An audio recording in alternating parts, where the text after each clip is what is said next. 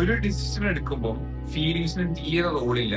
അത് തീരെ റെലവെന്റ് അല്ല ഡിസിഷൻ എടുക്കുന്ന ടൈമിൽ. ഒരു ഡിസിഷൻ എടുക്കുന്ന ടൈം റോൾ ഉണ്ടാവുക റെലവെന്റ് ആവുന്നത് ഫാക്ട്സ്, സിറ്റുവേഷൻ, റിയാലിറ്റി കാര്യങ്ങളല്ല. കാരണം ചിലപ്പോ പെയിൻഫുൾ ആയിട്ടുള്ള ഡിസിഷന് ഭയങ്കര റൈറ്റ് ഡിസിഷൻ ആയിരിക്കും.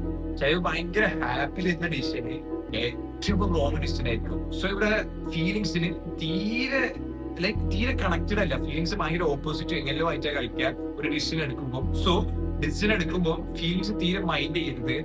റിയാലിറ്റി, സിറ്റുവേഷൻ, ഫാക്ട്സ്, എത്തിക്സ് എല്ലാമാണ് ഒരു ഡിസിഷൻ എടുക്കുമ്പോൾ നിങ്ങൾ നോക്കേണ്ടത്. ഇതിന്റെ one of the best example, purest and beautiful example എന്ന് പറയുന്നത് ഒരു വുമൺ ഒരു ചൈൽഡിന് ബർത്ത് കൊടുക്കണം എന്ന് തീരുമാനിക്കുന്ന ആ ഒരു ഡിസിഷനാണ്.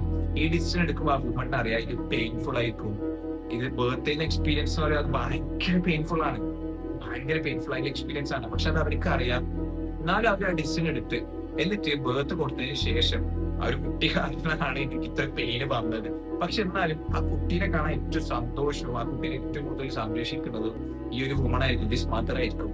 അപ്പോ അതൊരു പെയിൻഫുൾ ആയിട്ട് ഡിസിഷൻ ആയിരുന്നു, പക്ഷെ അത് റൈറ്റ് ഡിസിഷൻ ആയിരുന്നു. സോ അധിക ടൈം അങ്ങനെയാ ഡിസിഷൻ എടുക്കുമ്പോൾ നിങ്ങൾ ഫീലിങ്സുമായിട്ട് കണക്ട് ചെയ്യുകയാണെങ്കിൽ, അതായത് പെയിൻഫുൾ ആയിട്ടുള്ള ഡിസിഷൻ ആണല്ലോ എന്നാൽ അത് വേണ്ട, അത് റോങ് ഡിസിഷൻ ആണെന്ന് വെക്കുകയാണെങ്കിൽ ചിലപ്പോൾ അത്ര ഡിസിഷൻ ആവാം. സോ ഡിസിഷൻ എടുക്കുമ്പോൾ ഫീലിങ്സിന് തീരെ ബന്ധമില്ല, ഫീലിങ്സ് തീരെ കണക്റ്റഡ് അല്ല. അവിടെ ഒരു റെലവൻസ് ഉണ്ട് ഫീലിങ്സിന്. It's about the fact, situation, reality, ethics എല്ലാം ആണ്. സോ നെക്സ്റ്റ് ടൈം ഒരു ഡിസിഷൻ എടുക്കുമ്പോൾ ഈ കാര്യങ്ങൾ നോക്കുക. ഫീലിങ്സ് നോക്കുന്നതിന് പകരം ഞാൻ ഇപ്പം പറഞ്ഞ കാര്യങ്ങൾ നോക്കുക. എന്നാലാണ് നിങ്ങൾ റൈറ്റ് ഡിസിഷൻ എടുക്കാൻ അത് ഹെൽപ്പ് ചെയ്യും.